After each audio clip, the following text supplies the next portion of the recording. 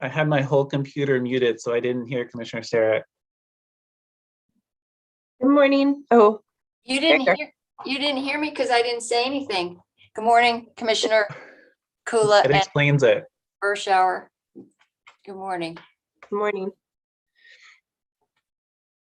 Okay, it looks like everybody is on deck, except for our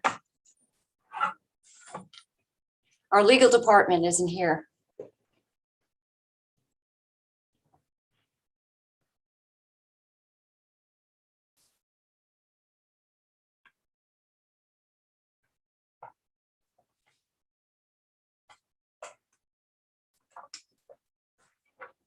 Well, I'll say with thanks to Carolina, I'm here early. Well, Carolina has a way of staying cool, calm, and collected, even in the most stressful situations as 10 o'clock approaches and we're having technical issues. So many thanks to her for that virtue. I wonder if if he's stuck on the Zoom update, because mine had about a minute update when I logged on. So, oh, there he is. I was an irresponsible user and I didn't update. I didn't see an update, but then again, it's me. What'd you expect? Sorry about that. I needed a new link, so I got it now. Okay, we're all good. All right. Well, everybody is here and accounted for. We'll go ahead and call to order the Yamhill County Board of Commissioners formal informal session for December 9th, 2021. And Commissioner Kula, would you lead us in the pledge? Certainly, Chair. I pledge allegiance to the flag of the United States of America and to the republic for which it stands, one nation, under God, indivisible, with liberty and justice for all. Okay, our calendar session. Is there anything to add to our joint calendar?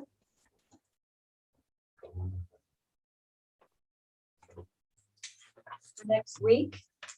Oh, well, we've got tomorrow, but that's already been noticed. That's our House District 25 appointment process in Salem. But that's Chair, I don't see anything else, but yes, I will be there with you. Okay, thank you. All right, if there's nothing else, we'll go ahead and move on. We've received public comment, mostly related to our work session today. So thank you for those who sent them in Carolina for getting them to us. We'll move on to item E, the work session, and that is a work session to review the discussion of time, place, and manner for cannabis processing. And let me just sort of give a little backstory here. So we all know that there are concerns, and there have been concerns from the Chehalem Mountain community regarding cannabis processing facility on Jaquith Road and how they have been impacted and are concerned about, in light of the 80+ acre fire up there summer before last. It is of concern, and I have been concerned, and I will say on record that I feel that I sort of have some skin in the game. And we had a fire and they couldn't respond because there was a fire across the road, Chehalem Mountain, that same night. So I just want to say there is that bias on my part, but I also wanted to just look at their concerns in terms of time, place, and manner changes that we could, as a county, add to this. And to that, I had asked Representative Post to sponsor a bill, which he did, and it was House Bill 3239, because my concerns were basically, can we get this processing in an industrial area? It seemed to make more sense to me. And can we allow for local fire departments to do inspections, which is not the case because of the zoning. So what this bill said, unfortunately, it didn't get much traction, but basically that any chemically processing of cannabis that goes on in any form, any chemical extraction, can only be cited on industrial, in areas allowed for industrial use, and not within 2,000 feet of residential uses. And it has to be able to be approved, a fire safety plan approved by a local fire department. So that bill got nowhere, but that was the gist of my hopes that we could do something on the legislative level. However, we did hear from organizations Oregon Farm Bureau that pointed out why this might have some unintended consequences. Nevertheless, that's what brings us here. And before we get started, I just wanted to note if the commissioners have anything to add before we get started about their thoughts on the process that we're going to have before us. Commissioner Kula. Yes, thank you, Chair.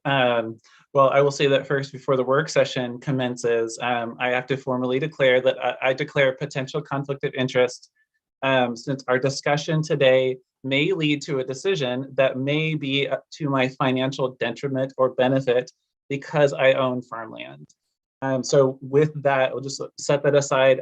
You made your own comments about skin in the game. That's mine for this. I will say that as I understand the process, we also received a request to consider adopting time, place, and manner ordinance, including the details outlined in an email that I received from Michael Wirt about a month ago. And I see that she's in the audience. And then it appears that Commissioner Starrett has been working with this group to limit what farmers can do on their land and what private landowners can do with their land. I look forward to hearing specifically from Director Friday, but I don't support time, place, and manner, adopting time, place, and manner regulations for production or processing of any farm crop. Now, with that, I did note that some of the letters of opposition or letters of support for adopting time, place, and manner ordinances noted that in November of 2014, voters in Yamhill County voted in majority in opposition. And I might note that 2014 was it 7 years ago now? And the vote total had a difference of 60 votes. So I realized that at the time the commissioners made a decision to not adopt time, place, and manner ordinances, but that was to me, that is a close vote out of 19,800 votes. So along those lines, I do want to note that because this is a work session right now, I want to make sure that we just hear from staff rather than hearing from people who are supporting a time, place, and manner, because I want to make sure that this is not considered a public hearing that other people haven't been invited to. And if a majority of the Board of Commissioners wishes to go forward with considering TPMs, then I would ask that they include a public hearing in the new year that other people are invited to as well, including the Farm Bureau and the Property Owners Association. So, okay, that concludes my initial thoughts, Chair. No, I appreciate that. Thank you for that. Anything to add, Commissioner? Oh, go ahead, Commissioner Kula. I'm sorry. I also just want to note in the public record, the public comments, there was an online petition that was submitted, or it was the results of an online petition. That petition nearly wasn't vetted for real people who live somewhere in the area where they might have a stake in the results of our decisions, including at least one racial slur. And then number of, so if you look through it, just take a scan through it. It's pretty bad. And I requested to the Save Chehalem Mountain email address yesterday morning that be requested to be removed and then vetted and then resubmitted to us. So I just want to put that out there that request is still pending. I have not heard from them. And I've also forwarded it to Michael Wirt to see if. Okay, thank you for pointing that out. I didn't, no, go ahead, because you're muted now. You're muted. The very last sentence, Commissioner Kula cut off. And I can't even remember what I was saying. I think I was saying that, I haven't heard from them, but I would request that they remove it and then resubmit it with what I think of as real people's signatures. Okay, thank you for pointing that out. I saw a list of names of people and was not aware that there were people. I didn't, vet people's addresses and names. So thank you for that. Commissioner Berschauer, any thoughts? Thank you, Chair.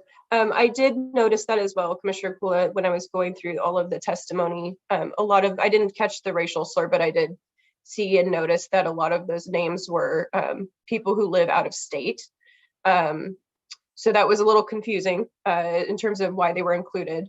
The only thing I wanted to say now before we kind of dive into the discussion with Ken Friday is that I just appreciate all of the emotion around this particular issue.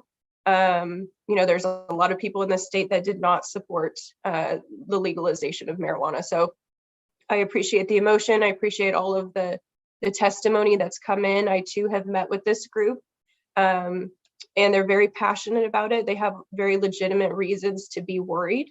I've also met with Property Owners Association and the Farm Bureau to talk about their concerns as well. So I have some questions for Ken Friday, but maybe we just sort of jump into that discussion at this point.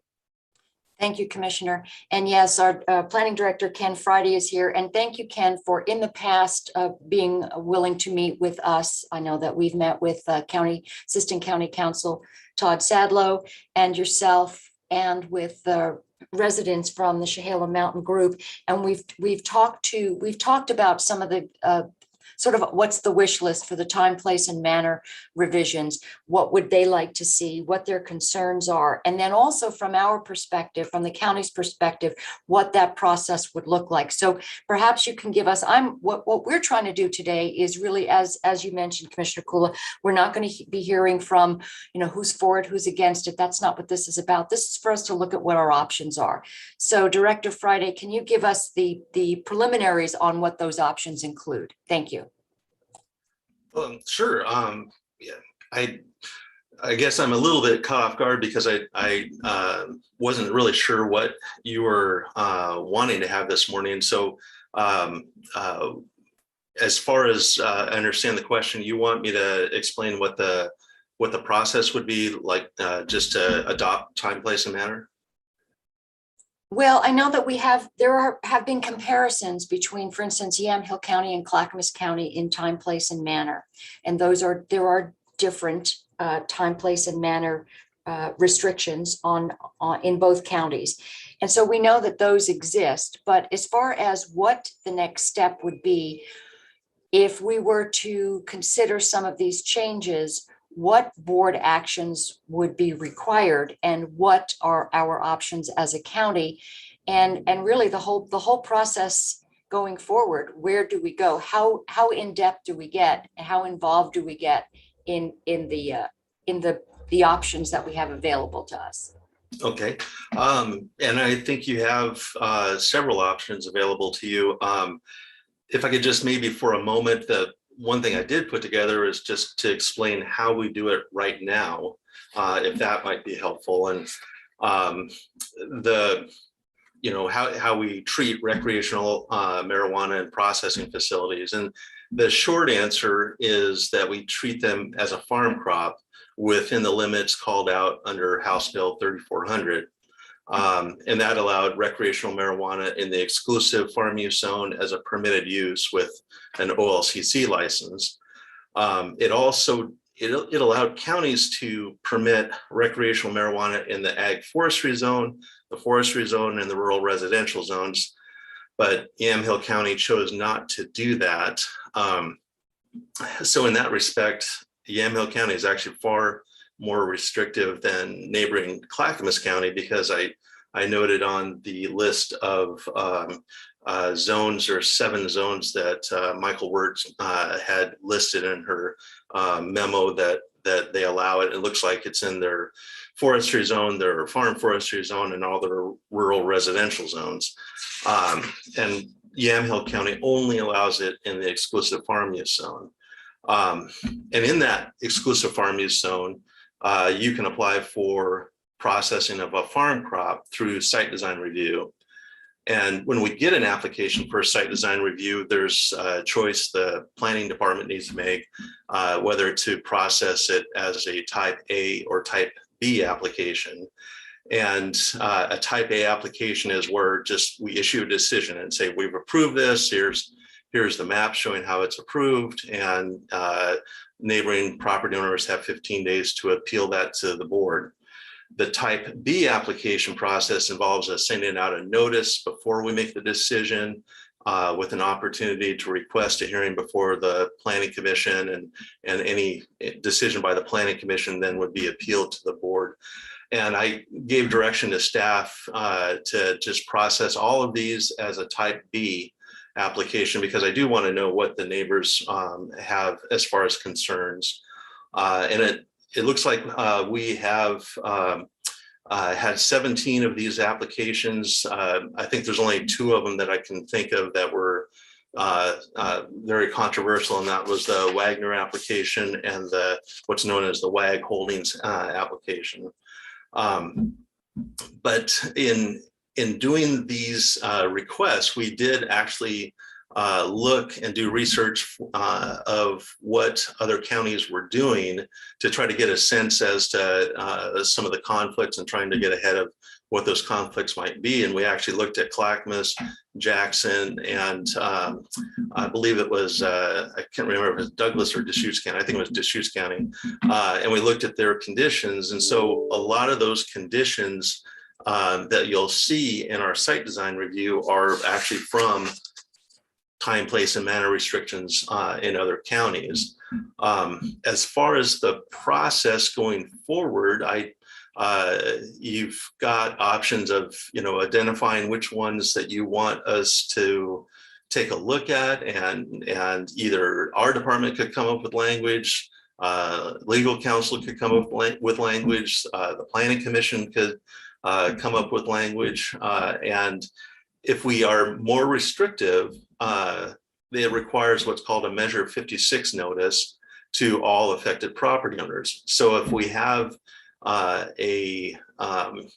something adopted that says, you're not going to allow certain types of processing facilities in the farm zone, we'd have to send out a Measure 56 notice to all properties in the farm zone. And roughly speaking, it's about $1 per notice that we send out to do a mail out like that. And that mail out has to go, I think it's 60 days before we actually hold the first planning commission hearing on it. And so the planning commission then would take testimony on whatever the restriction is, make a recommendation. That recommendation then goes before the board of commissioners. They make a decision on it, and then that decision can be appealed to the Land Use Board of Appeals. Thank you. Questions, commissioners? Can I add one more thing? Yes, go ahead. One thing I've noticed in taking a look at this is that the counties with time, place, and manner are also the counties that seem to allow marijuana growing and some processing in their rural residential zones. And if we were going to allow that in rural residential zones, I think it would be an excellent thing to do, to have time, place, and manner restrictions. If it's in the farm zone, then there's pretty established law that the farm uses should be in the farm zone. And since the House Bill 3400 identifies it as a farm use, it seems like that's the appropriate zone. And I'm not saying you shouldn't adopt restrictions. I'm not saying you should, but if you want to expand it, I think you definitely should adopt time, place, and manner. Thank you for that. So clarification, because I'm looking at the list here. So our permitted use is in EFU. Clackamas County has 5 different, as you mentioned, 5 different options. As far as the bill that I had asked Representative Post to carry, and that was to just basically, in this case, have the processing only in industrial areas. And then there are the concerns about what that does to farm processing in general. So there's the unintended consequence. But then I look at, for instance, Clackamas County has 177 producers. We've got 42. They have 266 total. We have a total of 61, which is retailers, wholesalers, and we have no labs. So it's considerably smaller in number. But I think my question here is, how do we mitigate? And I know this is getting into detail, but what would the process be for us to address the local fire department being able to do an inspection, which I believe, based on the EFU zone, is not required?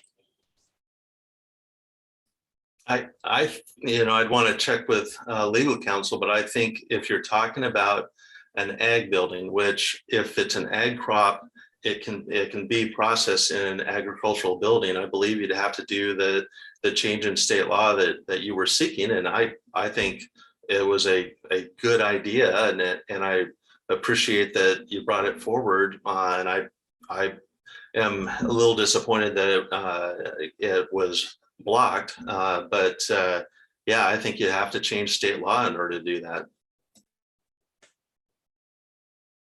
Commissioner Bershauer. Thank you, Ken. Thank you, Chair. And just for Ken, when we met earlier, I wanted to establish kind of a baseline of, are we having problems with very controversial sightings, or do we have a problem with, illegal grows and processing? And the consensus was that we really have very few applications that are controversial. As you said, there was 2 of 17 or so. And there's not a proliferation of necessarily, these large illegal grows happening. So I just wanted to sort of set that out there that, this particular group, I think, is upset, and rightly so, because of the location of this processing facility and where it is on Chehalem Mountain. But I wanted to make sure that I understood that we're not having this mass proliferation of, these things popping up all over and people are just really upset. It doesn't seem like that's the case. Well, we've seen a big drop off in requests for marijuana just in general. And I don't know if that's just the market stabilizing or the pandemic or a combination, but we've had a lot fewer of those. We have noticed a few places that we suspect are illegal grows, and we put those over to the sheriff's department. And my understanding is the sheriff's department has obtained money to do more enforcement on those, and I'm very glad of that. But I haven't been seeing a day-to-day complaints related to the legal marijuana processing facilities. And I'm just thinking about processing facilities. We do get calls and concerns related to just grow operations. But again, that's curtailed substantially. And there's also the whole issue of, well, there's recreational marijuana, but there's also hemp. You can grow hemp and it doesn't require any sign off from our office other than to acknowledge it's a farm zone, and it's not regulated under the OLCC.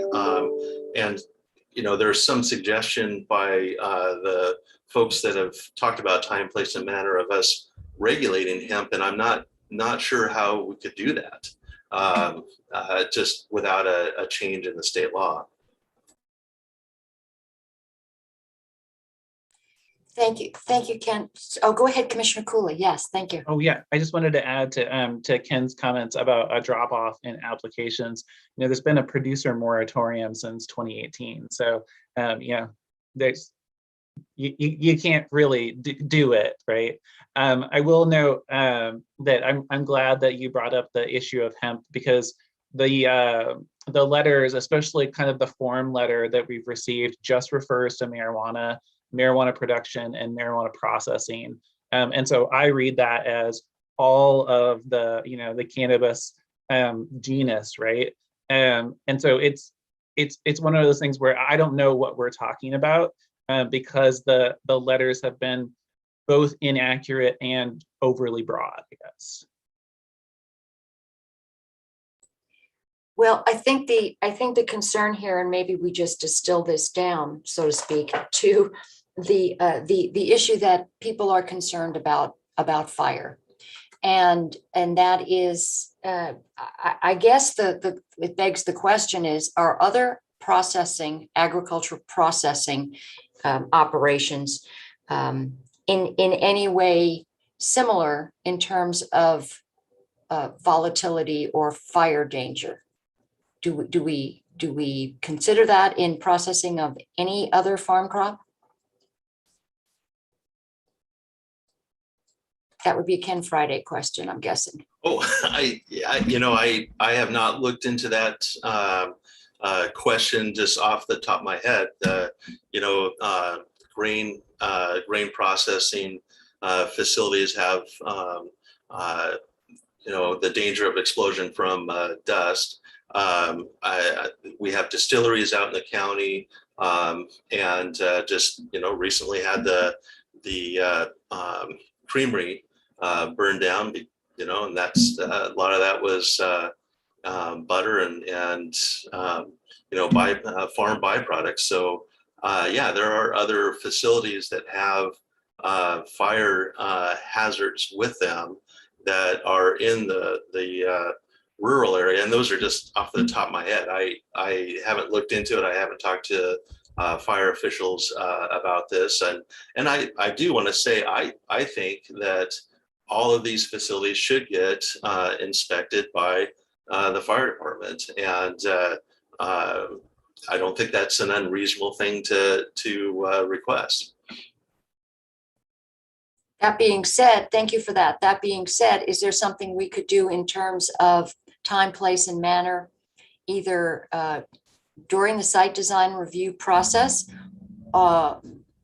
in terms of fire inspection? Is this something that we can do as part of what Yamhill County does without it being any kind of a legislative fix? We can always put it down as a requirement on all our site design reviews that they shall have their equipment inspected by the fire official, regardless of what sort of building they're in. I don't know if that is something that would be subject to appeal. If any condition is, but that is something that we could look into on our site design review process. Thank you. Christian, do you see that as something that, what are the legal ramifications of doing something like that when it's not required now under any of the state laws?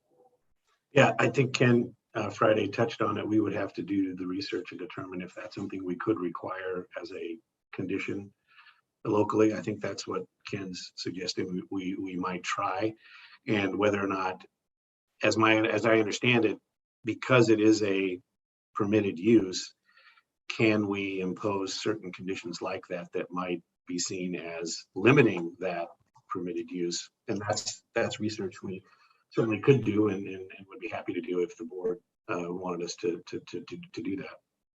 Okay, thank you. Commissioner Kula. Thank you, Chair. And I apologize, I'm flipping back and forth to the testimony from from Dave Honeycutt and Mary Ann Cooper. And I noted that, so this is a question for Ken Friday then. It says in there that it cites a statute to say that site plan reviews are inappropriate or not permitted or prohibited for, here, let me just pull it up if you don't mind. I have it here. Okay, it says, for marijuana processing, please review ORS 215-255, which specifically prohibits a county from imposing site plan requirements on small processing facilities where the crop being processed is marijuana or potatoes. And I'm assuming that they mean that it's any crop. How does that jive with your experience, Director Friday? And I must say that I appreciate having that site design review process. So maybe I'm appreciating something that's not what we're supposed to be doing.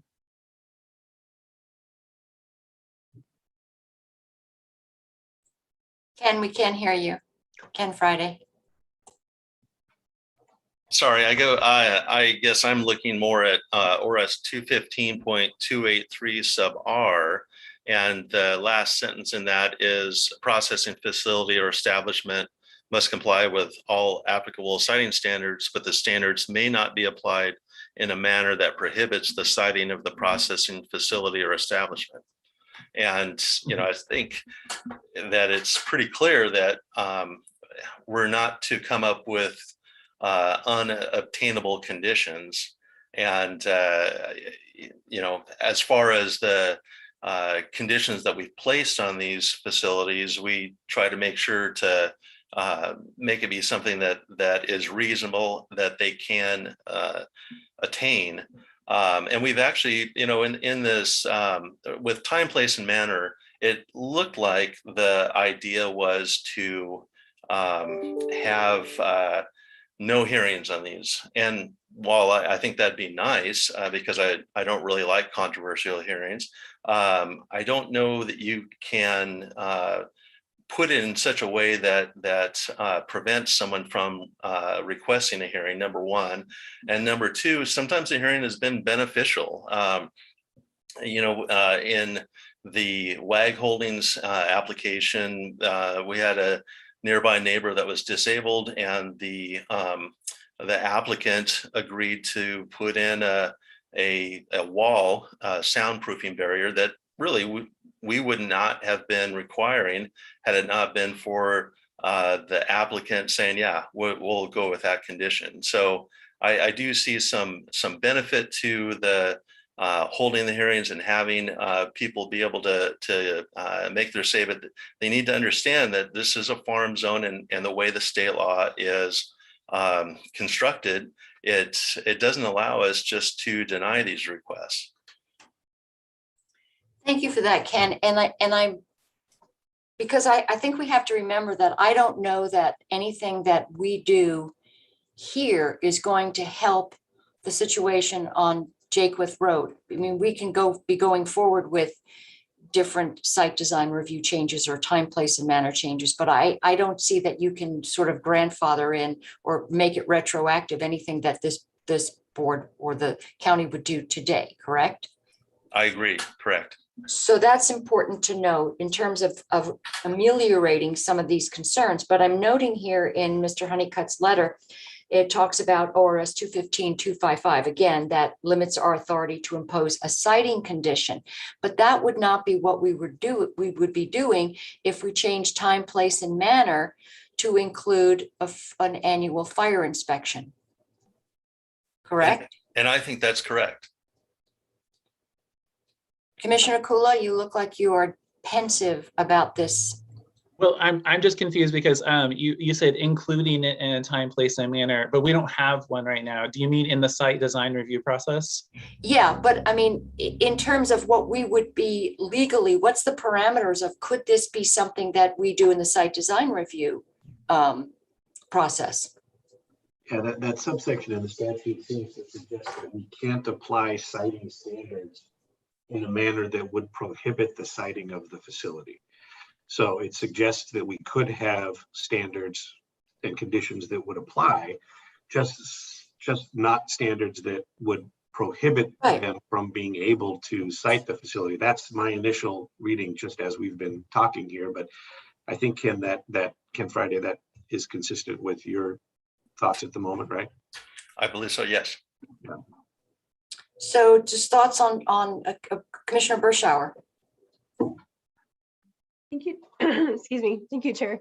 I think that where the sticking point is the slippery slope of what's reasonable and what isn't. And if we're applying, through the site design review, if we're applying different standards, I think that's where people get really nervous about that, because we do address setbacks, we do address odor and light and that kind of stuff now, but it's applied in a very restricted way.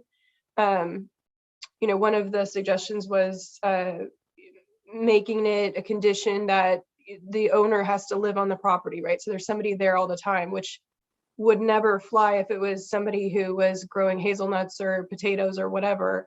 So I think for me, the sticking point is the reasonableness and where we start to get down that slope of, are we impacting other agricultural functions that we don't disagree with in that way. So I agree with Commissioner Kula that if we are to move forward with anything that is different from what we're doing now, I would like to see a public hearing, because I think that this is something that the public needs to weigh in directly. We have a lot of ag growers here, processors, and this is a very important issue for them. So if it's something where there's a next step after today, I think that it's definitely a public process. And it sounds like, according to Ken, that if there's any zoning changes or issues like that, it's going to necessarily, trigger a public hearing. So. Thank you. And I think that was one of the things we determined early on in our discussions with Mr. Friday and Mr. Sadlow, was that this would be a potential next step. Commissioner Kula. Thank you. I appreciate those thoughts first. Commissioner Bershauer, I wanted to make sure I acknowledge them. I appreciate them. I do have concerns, especially about these small processors. Bless you. And I was reading through, I pulled up ORS 215, 255, and I was reading through it. And what it appears is that Mr. Honeycutt is referring to smaller scale processing, because it talks about processing floors that are under a certain square footage. And it suggests, and again, I'm not a planner, thank goodness for all of us, and I'm not an attorney, thank goodness for all of us. But it appears to suggest that it's a permitted use. And my understanding is that with this permitted use, there's not a site design review process, and Ken is nodding. And so I'm very hesitant for us to suggest that we should add a condition onto processors that's seems to be in direct violation of that particular statute. But I really appreciate it. Obviously, Director Friday and I've talked a lot about the you cannot impose conditions that would prohibit the use. And when we talked a lot about Jakewood Road. So I am familiar with that particular statute. Any thoughts, Director? No, I think you're correct. And if there's not an application, then there's not a way for us to put a condition on it. So if it's a permitted use of a certain size, yeah, that's correct. We would not have a way to put a condition on it. Okay, well, in terms of consensus on the next step moving forward, where are we, commissioners? Is there a desire for public hearing? Have we eliminated the possibility of being in because of 215, 255, does that eliminate our options in terms of, let's say, fire inspection? Chair, it seems to, but Director Friday may have another thought. I'd like to look into it a little bit more, but I believe it would. There are certain sizes of facilities that would not require us to do review. And so if it doesn't require us to do review, we don't have a way to put a condition on it. Commissioner Bershauer. Thank you, Chair. So just to play devil's advocate a little bit, the conditions that we do impose through the site design review, technically those can be appealed through LUBA, right? And the county probably would lose that based on what we're seeing now. So we're kind of at the mercy of, the applicant and how gracious and cooperative they want to be, even as it stands now. So I just worry that if we do post something else or we add another layer of that, technically the applicant can appeal and we don't have a standing to say, no, you have to do this. So I want to make sure whatever we do is purposeful. And it just seems like that may not work. Thank you.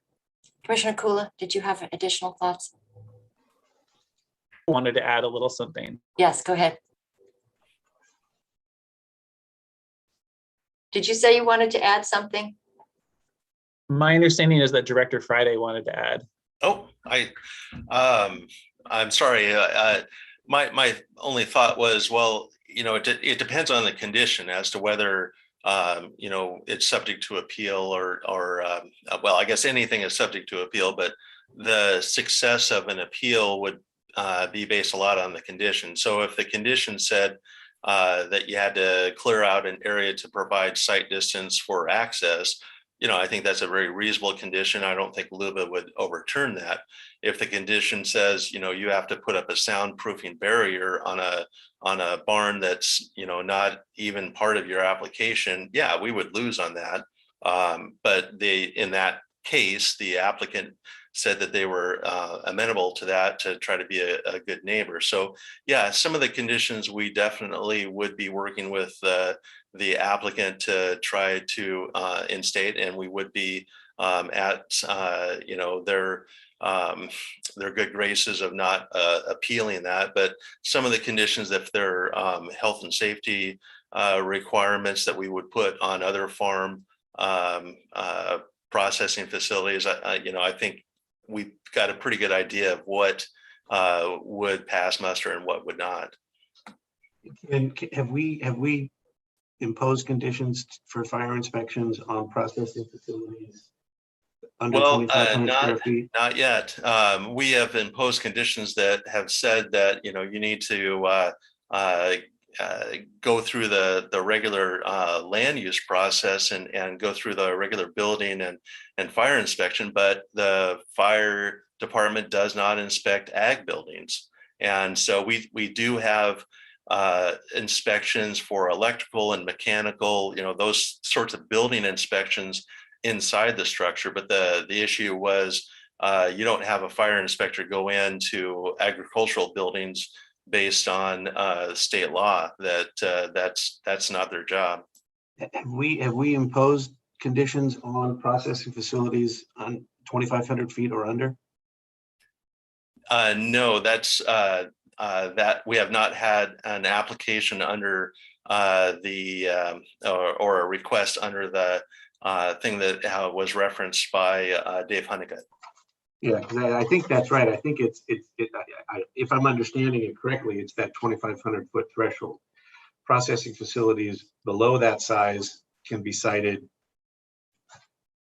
notwithstanding any applicable citing standards. That's what the statute says. You get above that size, then they need to comply with the citing standards. Because that's what I wanted to clarify. If we've had applications or approved any applications for processing facilities below 2,500 square feet. And it doesn't sound like we have. Right. And have we done that for other farm crops? Have we approved, or have we had to make decisions about other farm processing facilities under 2,500 square feet? In the past, we have, but this is a new provision in the code. So.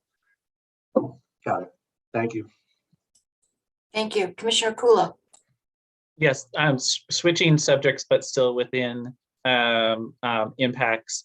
I do want to note that there is, and I haven't dove deeply, but there is a process right now in Oregon administrative rulemaking for water resources around defining and adopting new groundwater critical groundwater limited areas. And since I'm not in one, I apologize. I haven't followed it as closely as I should have. But I think that this is an opportunity for people who are really in areas with very little groundwater to make their voices heard in how future limitations are implemented.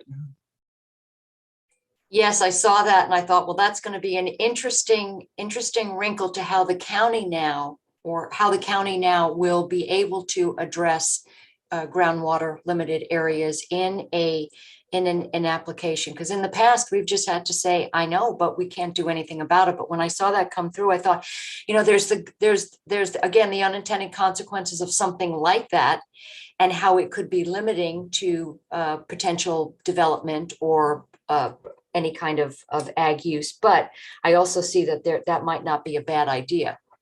Yeah, do you know, and maybe we're too far afield, but do you have more information on it? My understanding was just like how designations happen going forward. Oh, I just saw something come through where they were asking for, is there something going on out there? Because there's a kitten. Oh, is it up the tree?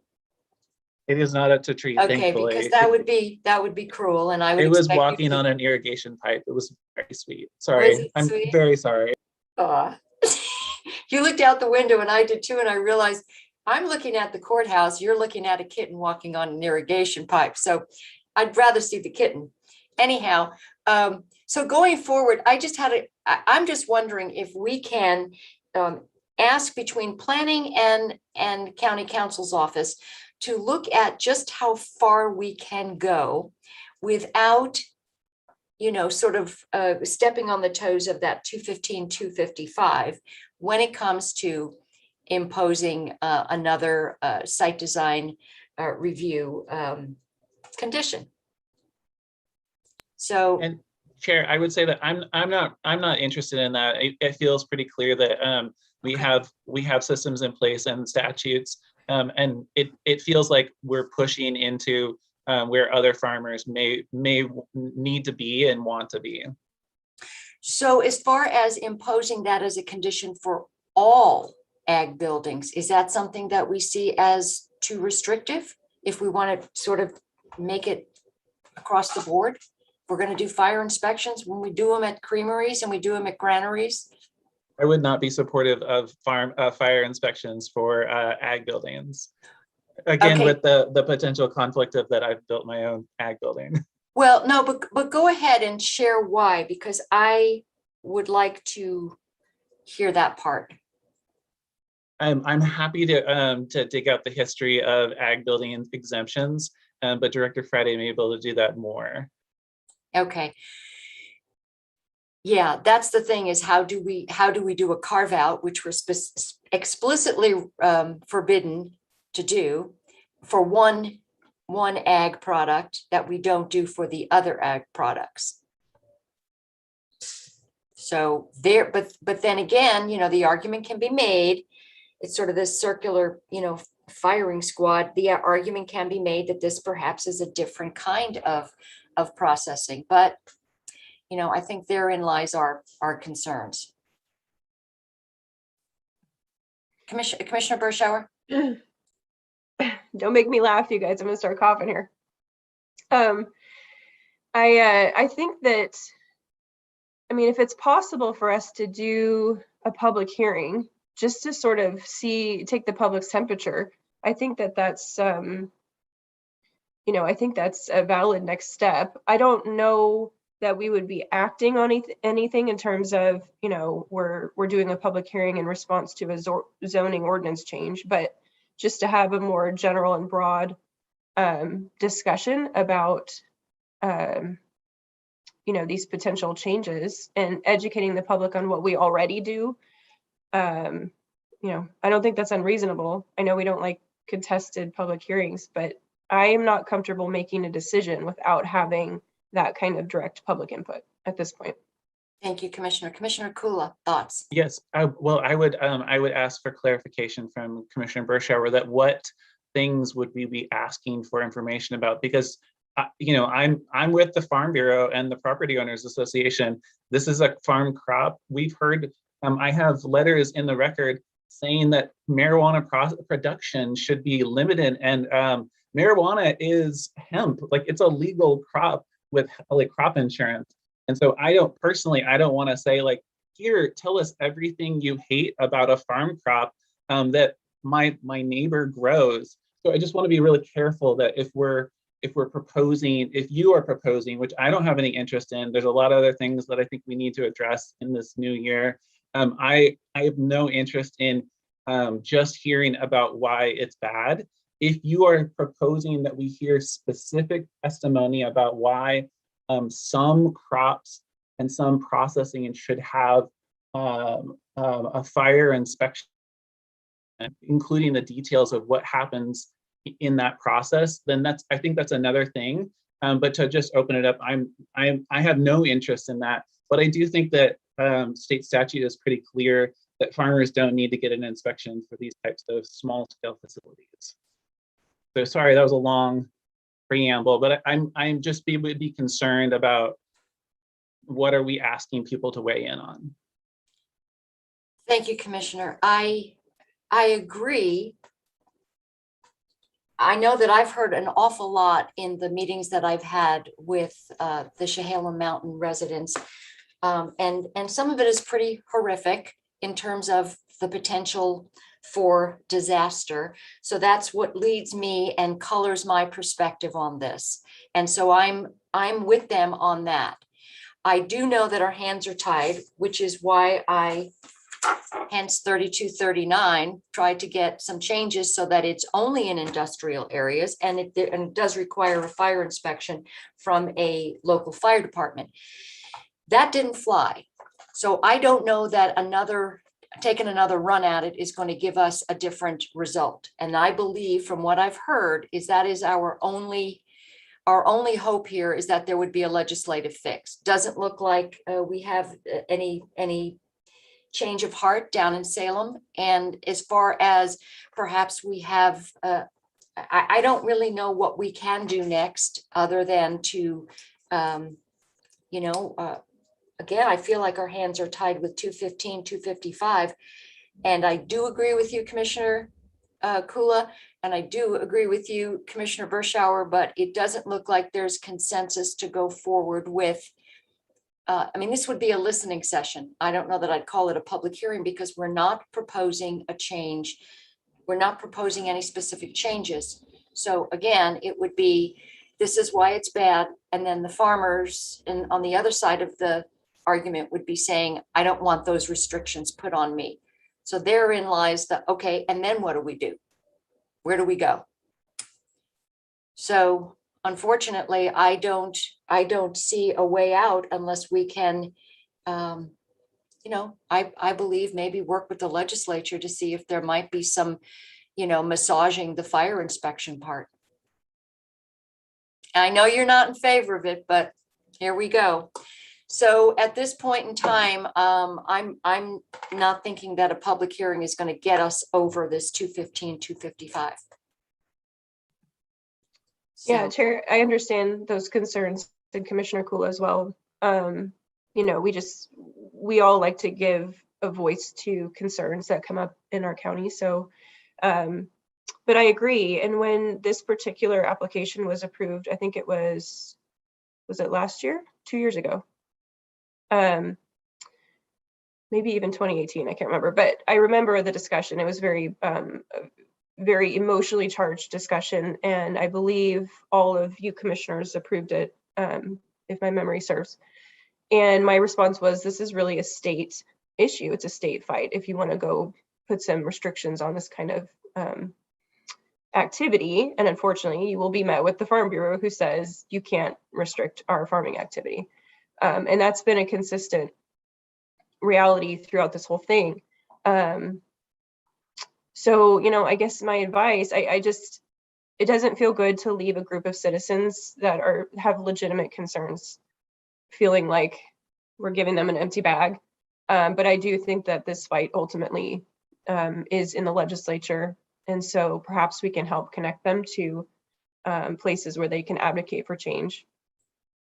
Well, I remember, thank you, Commissioner, and I remember being part of the decision to approve that. And that was one of the hardest approvals, because it was as if we were up between a rock and a hard place.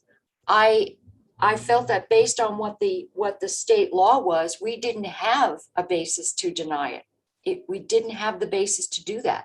So while I might have personally been, this is a thumbs down, I couldn't do that. So that was a tough one for me. So yeah, I would like to consider how we move forward with, again, looking at maybe just a little bit of compromise from the Farm Bureau on the fire inspection part, and seeing if we can get some acknowledgement that this is a concern for people who live in these areas. So, but I don't know where else we go with this. A public hearing is not going to change 215, 255. And Chair, I will dig in further to the critical groundwater limited area designation as well, and get back to the folks up on the mountain. Okay, and I've got some information on that we can share as well. And let's just continue to keep the discussion going. I'm committed to seeing if there can be a legislative fix. And I think that's really all we can do at this point. But I'm going to stay in touch with the Chehalem Mountain folks and, go whoever we appoint, perhaps. Well, it's a short session, so it's not going to make any difference for something for the next full session. I would love to find somebody who would carry a bill in that regard. So thank you, everybody. And I'm sorry we don't have an easy answer to fix this. I get it. So And I will say, Chair, if I may, I thank you, Director Friday. He and I have actually talked about this issue a lot before you all talked about it. And I really appreciate just like how you currently do your work, I guess. Thanks. yes, I have to say that I have tortured Ken Friday over, but can't we do this and can't we do that? And he's been endlessly patient telling me, no, it doesn't work that way. We can't do this. We can't fix this here. And I've just, I don't know how long you've been very patient. So thank you. And so have our Chehalem Mountain folks. So I will be in touch over next possible steps. So we'll move on to department updates, and we have with us our district attorney, Brad Berry, joining us, or should be joining us soon. And he has a department update.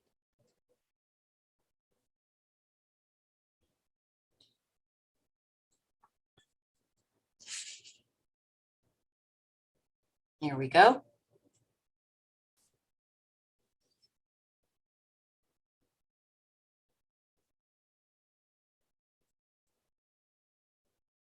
Here he is, our district attorney, Mr. Brad Berry. Good morning, Brad. Good morning, commissioners. Good morning, Morning. Christian and Ken.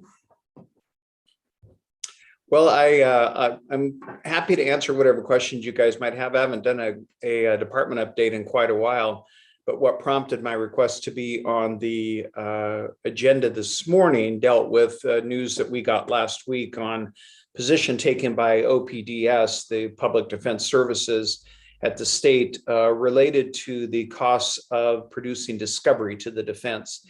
And I know that Ken sent out, he had the letter from ODAA as well as the OPDS letter. And I'm just going to share a couple of things that I found a little disconcerting as we discussed this at the DA business meeting last week. First, the bill that was talked about, I think it's 751. I looked at it this morning, have promptly forgotten it. Was hotly negotiated in the sense that everybody was at the table.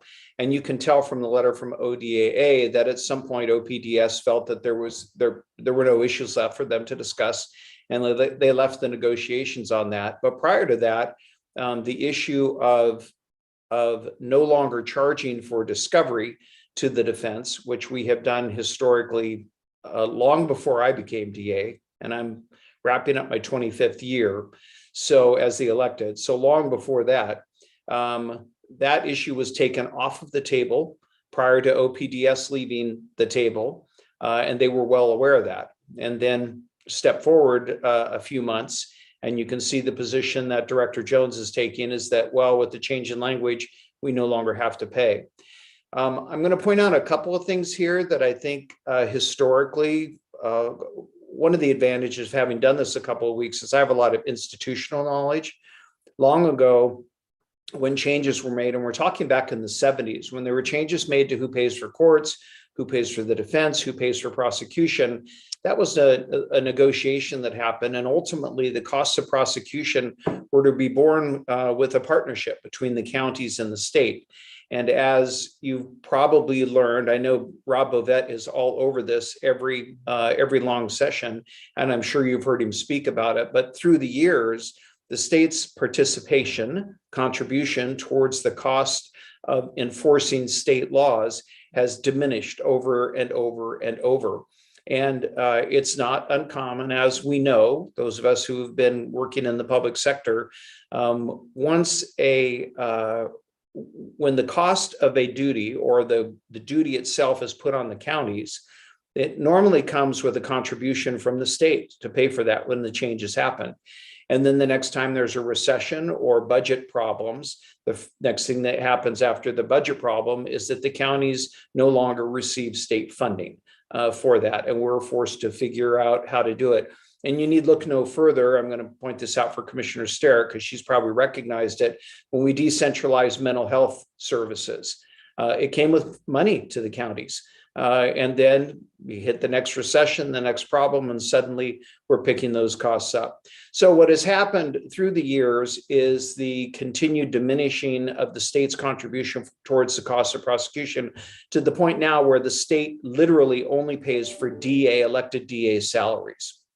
Now, why did I get into all of that? Well, partially or mostly because this is another funding by the state. In essence, if the state is giving money to the public defense services to pay for discovery costs, and it's in excess of $6 million. I was going to say a year, but I think it's a biennium. Those funds come back to the counties to pay for the costs that we incur by providing discovery to the defense. And if you eliminate that, then it's just one more area where, in fact, the counties would be picking up the costs of providing discovery to the defense. And we're required to provide it. Don't get me wrong. That's an obligation we have, and it's one we should have to ensure that the defense has everything that we've got. But the cost of it should not be borne by the counties, when it's really one of the last areas where, in fact, the state is paying costs of prosecution, if you want to put it that way. What it really is they changed the law from you can come inspect our files to we're required to provide copies, which we have been anyway. That's just the way of the world. And that's how it's been since I've been DA. We provide copies, but it now eliminates that cost. The other part that wrangled me a little bit is that in taking the position that OPDS did, they didn't give $6 million offer to give it back to the state, right? Because now they don't have this cost that they're incurring that was in their budget. And so it seems at best disingenuous, the position that they're taking. So the reason I put that before you is we were asked to ensure that our county commissioners at each of the counties are aware of the issue, with the hope that the county commissioners are active along with AOC in voicing opposition to the proposed change or position that OPDS is taking, as well as recognize that they were well aware at the end of negotiations where we were. They withdrew the issue, they took it off the table, and now suddenly it's back. Our hope, of course, is that this will be dealt with in the 22 session. We all know how challenging that is to get something in the short session, but we, the DA's Association, I am hoping AOC, and I'm sure they will, are all going to be very active in ensuring that a statute is passed, pointing out that nothing's changed related to how costs of discovery provided to the defense are paid for. Thank you. And I'm wondering if I always bring this up, if this winds up triggering any kind of unfunded mandate percentage that we could push back if we were not successful in legislatively. I'm not so sure I recognize the unfunded mandate, but that might be a hard one, Commissioner, because this is an ongoing obligation that we've had. We have a constitutional and legal obligation to provide these things. So if it's a constitutional mandate, I'm not sure that we could say it's a state imposed unfunded mandate. It's a move by OPDS to discontinue paying what they have historically paid for. That may be, I don't know that I'm splitting hairs, but it's one of those, it doesn't feel quite the same as other things when we've talked about other unfunded mandates, since you've been on the commission, as well as through county administration and all that. I'm really one of the first ones to kind of point out in our meetings that, well, if they're going to do this now, develop policies, develop websites, all that stuff that we have to do. Well, okay, that's all well and good. You can make those requirements, but if it costs me money to do it, then that seems to me, it becomes the unfunded mandate. I'm a little more uncomfortable when it's a constitutional and statutory obligation that we have no matter what happens, we have the obligation. That makes sense. Thank you. Well, we will be, commissioners, any comments or questions? That'll be on our radar at AOC, and I appreciate Rob Bovet's work and you're bringing this to our attention. So are there any other questions? Brad, is there anything else besides supporting AOC that we can do that you would suggest? The only thing might be is some chatter among the counties on whether or not what kind of coordinated effort might be best. And obviously, Rob is one of your premier people in the Capitol. I know that the DA lobbyist and our executive director, their push was, please be sure your commissioners are aware and ask them to get involved. And I think the more communications, obviously, with our legislators as well as the broader picture. You know, I think you saw in the letter from the DA's Association in response to the OPDS, they were very conscientious about providing copies of that letter to Judiciary Committee members. And I don't think we have a Judiciary Committee member. Ron might be now, but I don't know that we have beyond Ron a Judiciary Committee member who represents any portion of our county. I'd have to look at that again, but I don't think we do. Well, this is going to affect all the counties, so I'm sure we should be able to corral somebody and work with them on that level. So I will tell you, just so that you know, if you just looked at my line item, I budgeted $60,000 for discovery fees for the year. That's not the biennium. And if you go back and look historically, I have typically budgeted around $30,000 a year, and we collect more than that. It's one of those little revenue pots that I stay conservative on to keep us in the black. But last year, when we were so short and I had my big add back list, I went ahead and budgeted it kind of our full amount rather than leave the cushion there. So if you look at that, that's a significant cost to us, $60,000 a year. all right, thank you. Well, if there are no other comments or questions, Brad, thank you very much. We'll definitely be keeping an eye on this and we'll keep you posted. And if you have any updates, please let us know. I will. I'll keep you apprised either by email or something through Ken. He can get out to you guys, whatever we see. If we get other letters or written materials from ODAA, I'll be sure that you guys have an opportunity to look at them. Thank you so much. You're All welcome. right. Thanks for having me. Thanks for joining us this morning. Bye-bye. Brad. We'll move on to item G, which is our consent agenda. We have none. Old business, we have none. We do have item I, which is other business, and it's item I1, consideration of approval of a notice of intent to award a professional services contract to David Evans and Associates, DEA, for the engineering, design, and replacement of Deer Creek Park Road Bridge. Commissioner Kula, did you want to add anything to this? It's just very exciting to see this continuing to move forward. This is, as many people know, Deer Creek Park is our like mitigation spot for Fender's blue butterfly and the Kincaid's lupin, and it's become a very important location for people getting out there and doing those kinds of surveys. There's also a person who lives at the end of the road, so this is an access point as well.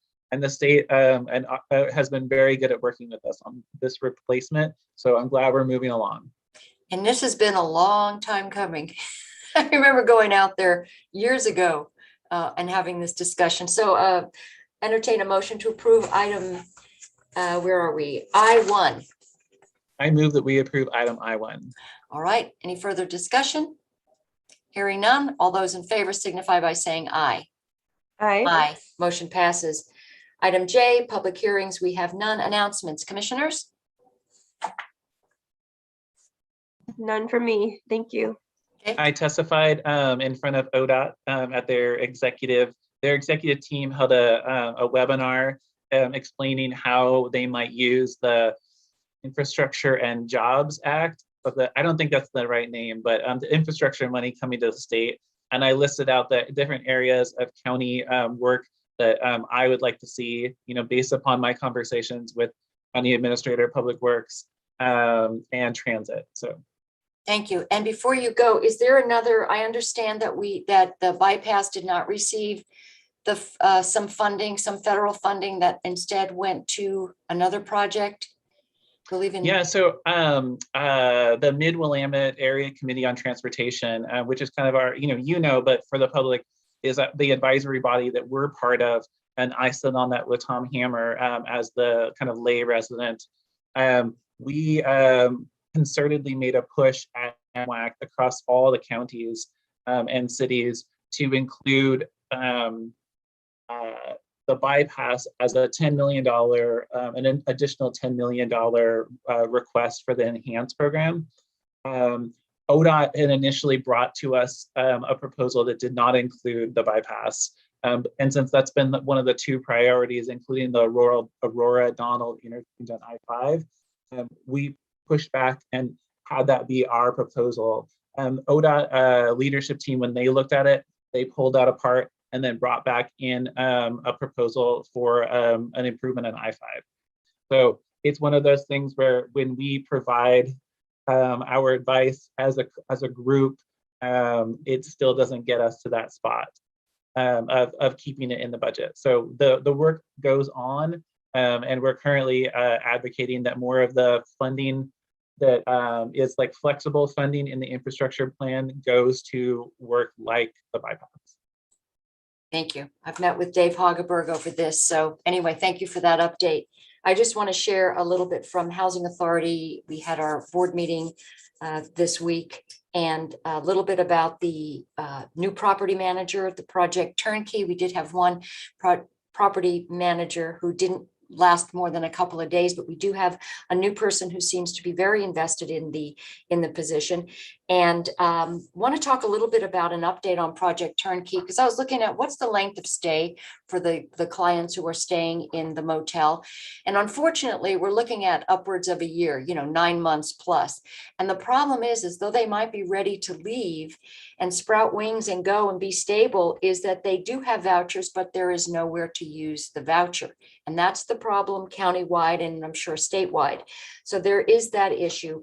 And then also in terms of what Housing Authority has done in applying for ARPA funds to the city of McMinnville, and also hoping for funds from the county.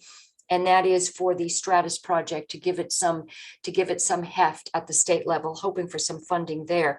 But what they've had to do is reduce costs. So they've reduced it down to 175 units.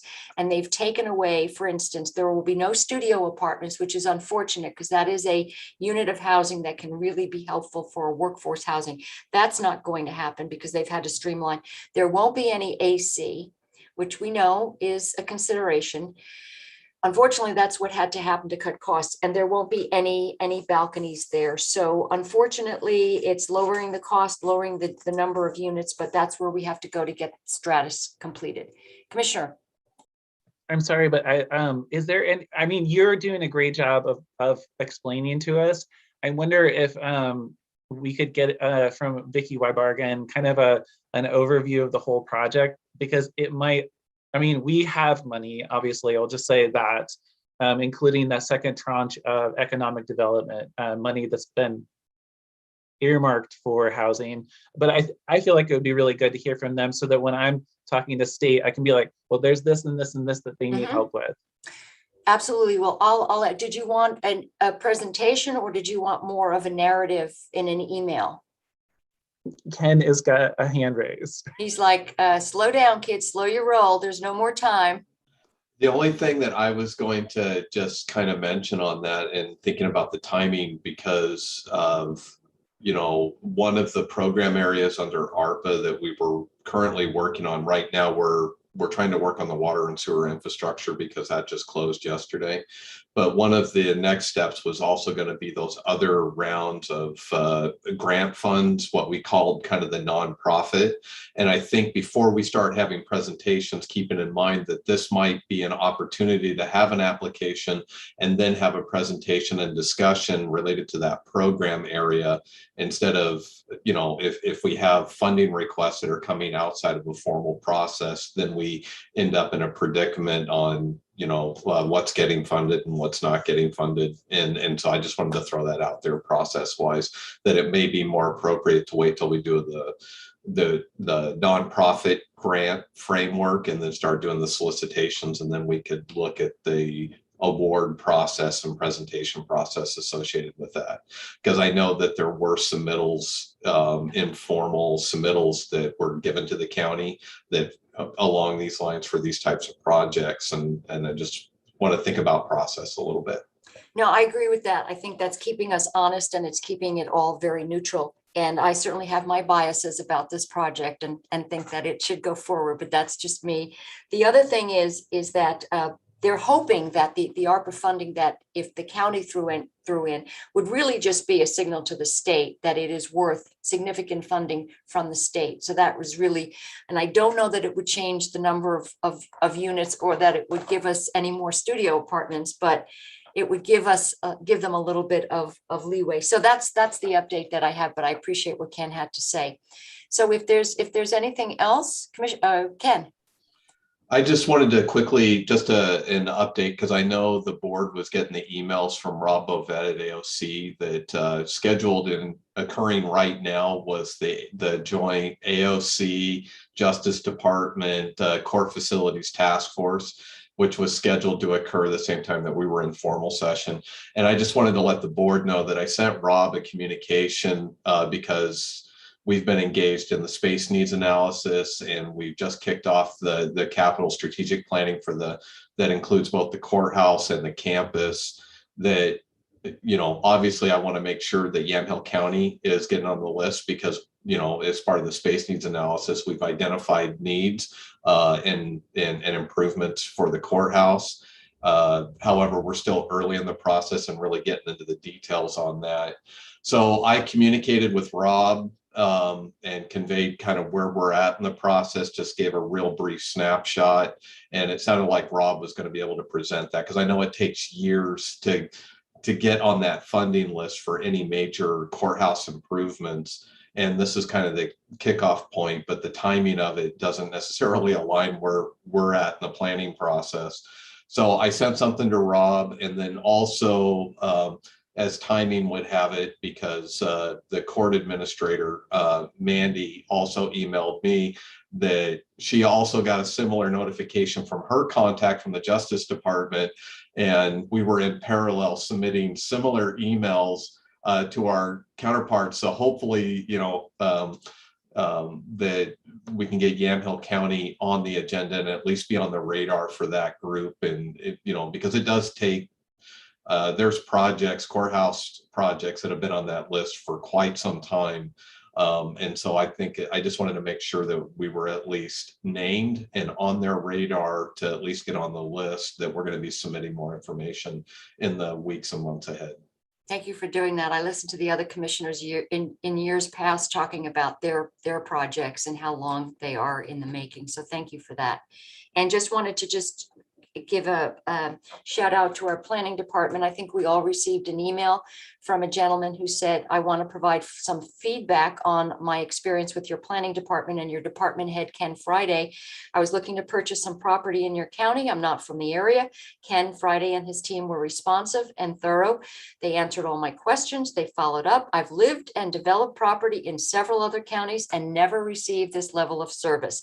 So I wanted to provide some positive feedback. And I have to say, as always, Ken Friday and his department really do make us look so good.